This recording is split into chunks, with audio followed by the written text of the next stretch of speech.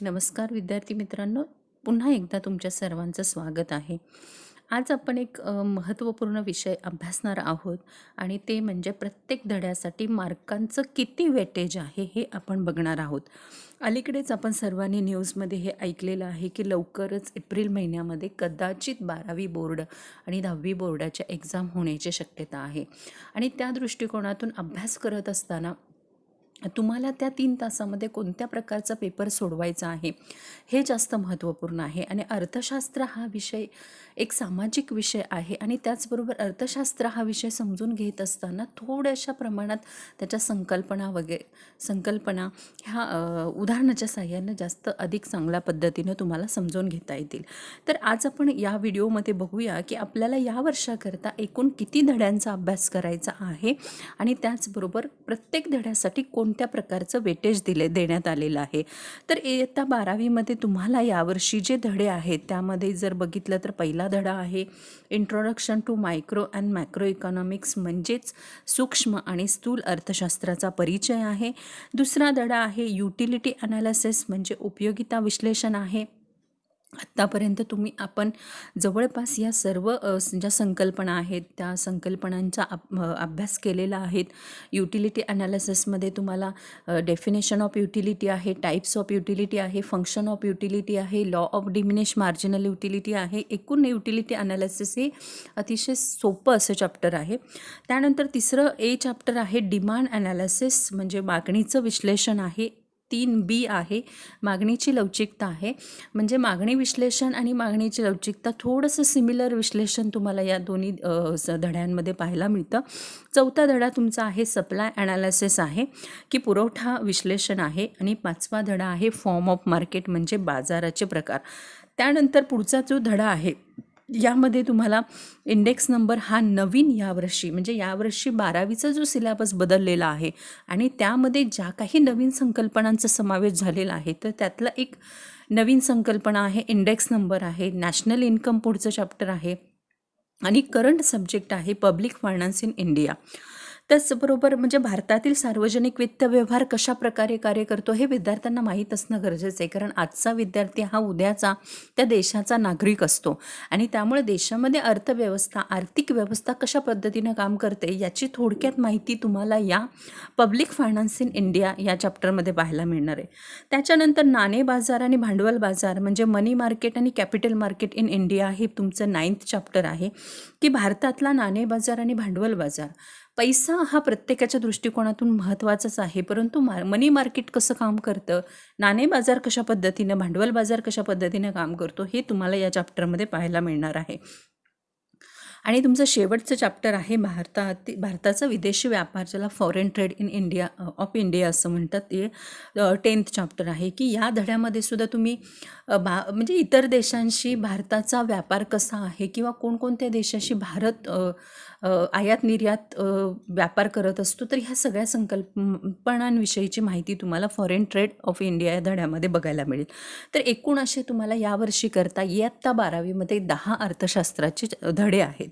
तर आता आपण बघूया की प्रत्येक धड्याचं वेटेज काय आहे, unit wise distribution of mark, की प्रत्येक एक धडा किती मार्कांसाठी आहे. तर याच्यामध्ये introduction to micro and macro economics हा तुमचा पहिला धडा आहे, सूक्ष्म आणि स्थूल अर्थशास्त्राचा परिचय.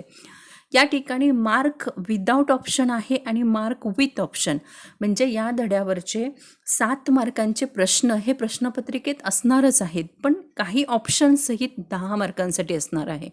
म्हणजे एकूणच जरी तुम्हाला 80 मार्काचा पेपर सोडवायचा असेल तर ऑप्शनसहित तो 116 मार्कांचा क्वेश्चन पेपर तयार होतो. आणि मग यानुसार मार्क विथ ऑप्शन आणि मार्क विदाऊट ऑप्शन असे 2 प्रकारचे प्रश्न असणार आहे, म्हणजे 2 प्रकार असणार आहेत याच्यामध्ये. आणि त्यामुळे विदाऊट ऑप्शन कंपल्सरी 7 मार्कांसाठी तर असणार आहे आणि विथ ऑप्शन हे 10 मार्कांसाठी असणार आहे. पहिला धडा introduction to micro and macro economics. त्यानंतर युटिलिटी अनालिसिस म्हणजे उपयोगिता विश्लेषण हा 7 मार्कांसाठी असणार आहे विदाऊट ऑप्शन आणि मार्क विथ ऑप्शन हा 10 मार्कांसाठी असणार आहे. त्यानंतर डिमांड अनालिसिस, म्हणजे मागणी विश्लेषण हे 8 मार्कांसाठी, त्यानंतर 12 मार्कांसाठी विथ ऑप्शन असणार आहे. इलास्टिसिटी ऑफ डिमांड हे 8 मार्कांसाठी विदाऊट ऑप्शन असणार आहे. विथ ऑप्शन 12 मार्कांसाठी असणार आहे. त्यानंतर सप्लाय ॲनालिसिस हे 7 मार्कांसाठी आहे. त्यानंतर विथ ऑप्शन 10 मार्कांसाठी आहे. फॉर्म ऑफ मार्केट 7 मार्कांसाठी आहे. विथ ऑप्शन 10 मार्कांसाठी आहे. इंडेक्स नंबर 8 मार्कांसाठी आहे. विथ ऑप्शन 11 मार्कांसाठी असणार आहे. नॅशनल इन्कम हे 8 मार्कांसाठी आहे. विथ ऑप्शन 12 मार्कांसाठी असणार आहे. पब्लिक फायनान्स हे 8 मार्कांसाठी असणार आहे. 12 मार्कांसाठी. मनी मार्केट आणि कॅपिटल मार्केट हे 8 मार्कांचे प्रश्न असणार आहेत आणि विथ ऑप्शन 11 मार्कांचे प्रश्न असणार आहेत. आणि फॉरेन ट्रेड हे हा शेवटचा जो धडा आहे तो तुम्हाला 4 मार्कांसाठी असणार आहे. म्हणजे एकूण तुमच्या जी प्रश्नपत्रिका असणार आहे बोर्डाची ती 80 मार्कांची असणार आहे. पण ऑप्शनसहित तुम्हाला 116 मार्कांचे प्रश्न असणार आहेत. म्हणजे आपण लगेचच प्रश्नपत्रिकेचं स्वरूप देखील बघणार आहोत. त्यामध्ये तुम्हाला ऑप्शन किती असणार आहेत याची हे देखील लक्षात येईल. म्हणजे एकूणच काय की ह्यातले जे मोठे धडे आहेत की आपल्याला जर क्वेश्चन नंबर 6 आपण बघितला की जो 8 मार्कांसाठीचा आहे, त्यातले जे मोठे धडे आहेत की demand analysis, elasticity of demand, national income and public finance in India हे जे धडे आहेत हे 12-12 मार्कांसाठी विचारले आहेत. म्हणजे याचाच अर्थ काय, 8 मार्कांसाठीचे जे तुमचा क्वेश्चन नंबर 6 जो आहे तो 16 मार्कांसाठी असू शकेल आहे.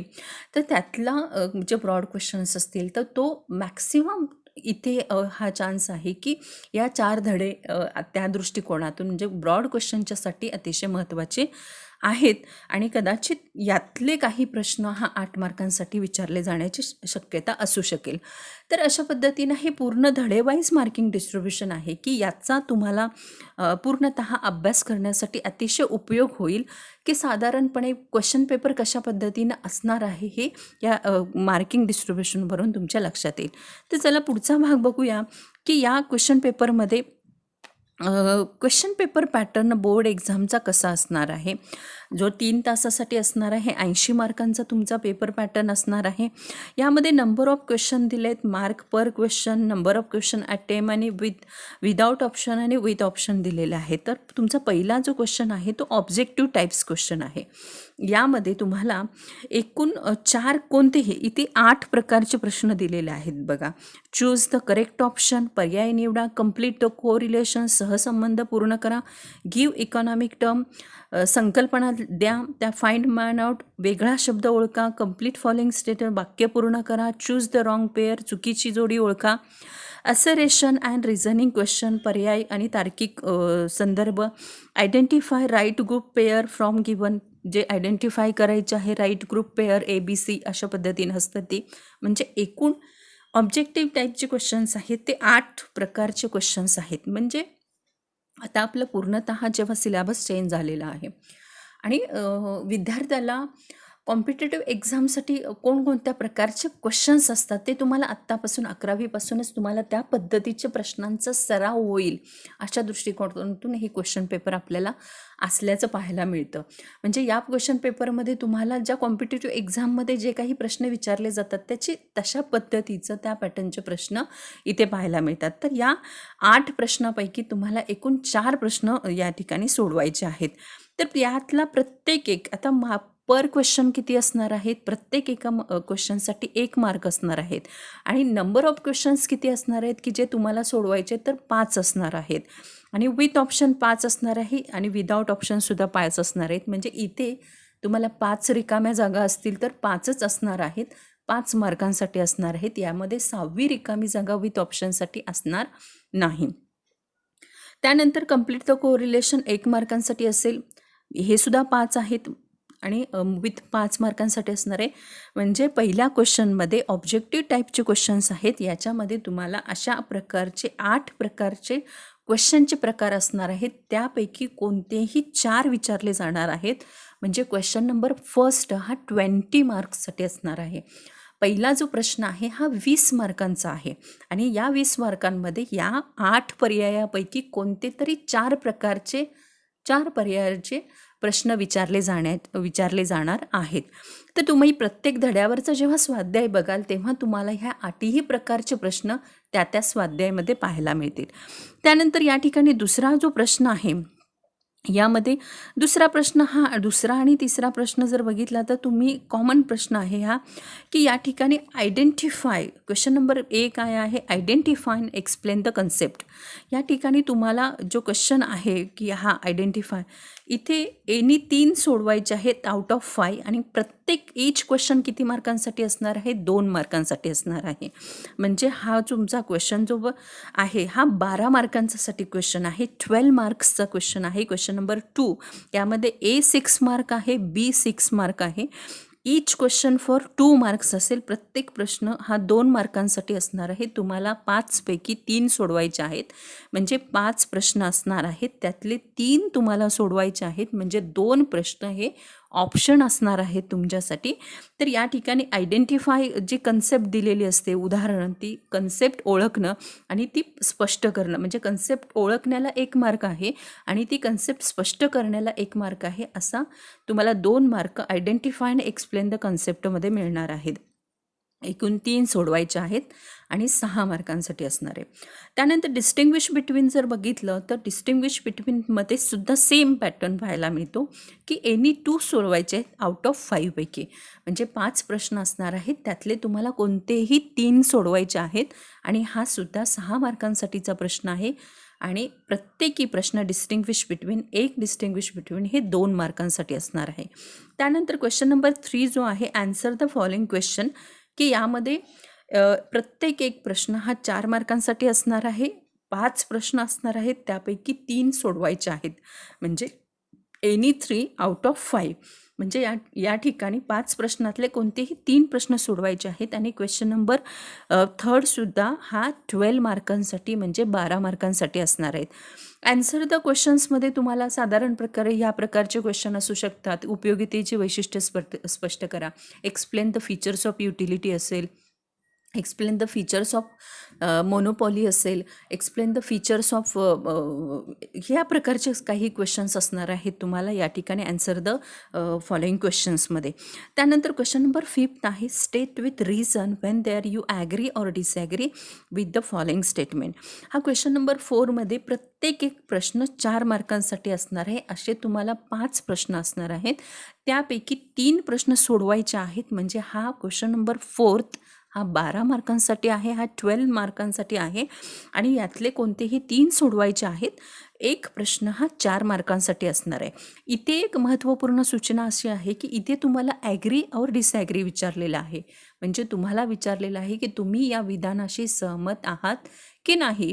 मग कोणतंही विधान असेल तर उदाहरणार्थ आपण असं घेतलं की price is only one determinant of demand, तर या विधानाशी प्राईज हा एक मेव डिटर्मिन नाही आहे, तर ऑदरसुद्धा काही डिटर्मिनेट आहेत. तर त्यामुळे आपण असं म्हणू शकतो, we are disagree with the statement, किंवा डिसॲग्री विथ द स्टेटमेंट, किंवा आम्ही असहमत पहिलं येईल आणि या विधानाशी आम्ही सहमत नाही असं विधान त्या ठिकाणी येईल.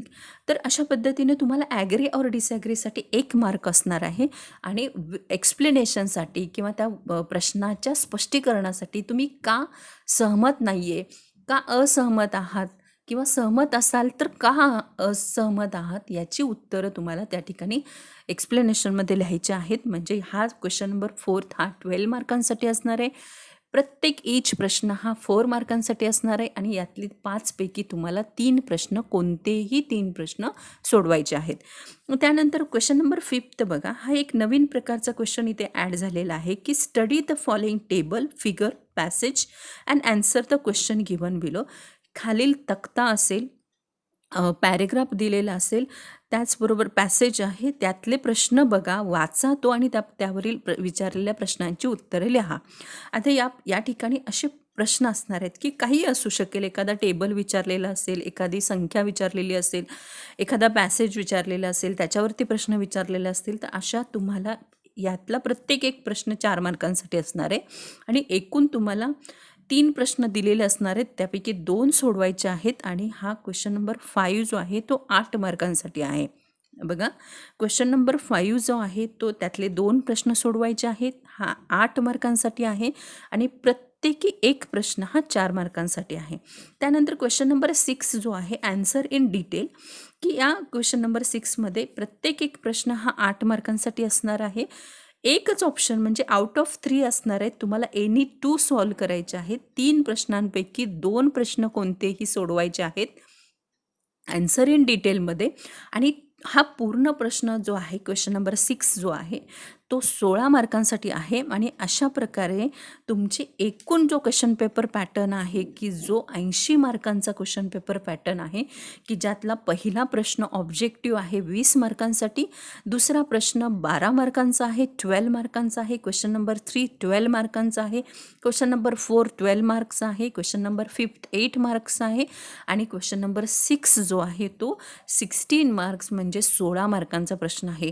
तर या वर्षीच्या बोर्ड एक्झामसाठी बदललेल्या सिलेबसनुसार तुम्हाला या प्रकारचा क्वेश्चन पेपर पॅटर्न असणार आहे. तर असेच आणखीन आपण अभ्यासपूर्ण महत्त्वाचे व्हिडिओ या चॅनलवरती बघणारच आहोत. परीक्षेच्या दृष्टिकोनातून अभ्यास कसा केला पाहिजे याची सगळी माहिती मी इन डिटेल या चॅनलवरती तुम्हाला पाहायला मिळेल. तर तुम्ही अजून या चॅनलला सबस्क्राईब केलं नसेल, लाईक केलं नसेल तर नक्की सबस्क्राईब करा आणि लाईक बटनवर क्लिक करा.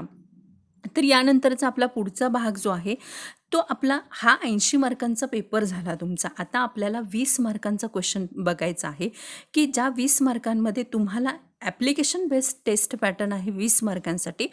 यामध्ये काही प्रश्न विचारले जाणार आहेत, की चूज द करेक्ट ऑप्शन हा 4 मार्कांना असणार आहे, फाइंड ऑड मॅट 4 मार्कांचा असणार आहे, कंप्लीट द कोरिलेशन 4 असणार आहे, गिव्ह इकॉनॉमिक टर्म 4 असणार आहे, आणि study the situation following situation आणि express your opinion situation A or B असे ईच प्रश्न 2 मार्क्ससाठी असणार आहे.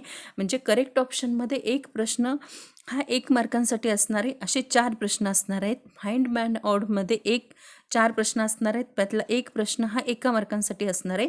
तर अशी तुमची ॲप्लिकेशन बेस्ड जी गेल्या वर्षापर्यंत जे प्रोजेक्ट होते ते प्रोजेक्ट कॅन्सल होऊन आता तुम्हाला अशा प्रकारचे ॲप्लिकेशन बेस्ड 20 मार्क्सची टेस्ट असणार आहे. आणि असे हे 20 आणि क्वेश्चन पेपर 80 मार्क्सचा. तर अशा पद्धतीने 80 मार्कांचा तुमचा 100 मार्कांचा तुमचा हा अर्थशास्त्राचा पेपर या ठिकाणी या वर्षीच्या बोर्डसाठी असणार आहे. तर या संपूर्ण क्वेश्चन पेपर पॅटर्नमध्ये आणि प्रश्नपत्रिकेचा तुम्ही डिटेल अभ्यास करा आणि त्यानुसार मार्कांच्या वेटेजनुसार त्या धड्याचा अभ्यास करा. आणि हा व्हिडिओ नक्कीच तुम्हाला अतिशय महत्त्वपूर्ण आहे. तर चॅनलला लाईक करा, सबस्क्राईब करा. धन्यवाद.